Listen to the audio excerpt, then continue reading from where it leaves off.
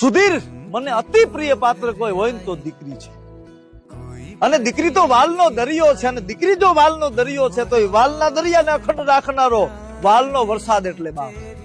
અને સાહેબ, જે દીકરીને ખંભે બેહાડી હોય, જે દીકરીને રમાડી હોય, જે દીકરીની જરૂરિયાતો પૂરી કરી હોય, અને ઈ દીકરી જોત જોતામાં દીકરીમાંથી બાપની માં ક્યારે બની જાય ની ખબર નથી.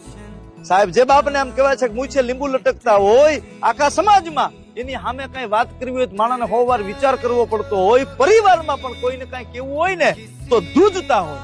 પણ સાહેબ, ઈ બાપને એક જ ઝાટકે દીકરી એમ કહી શકે પપ્પા નથી કરવાનું, પછી બાપી કામ ન કરે. શું કામ? કે દીકરી છે, દીકરીએ કીધું છે એટલે ન કરાય.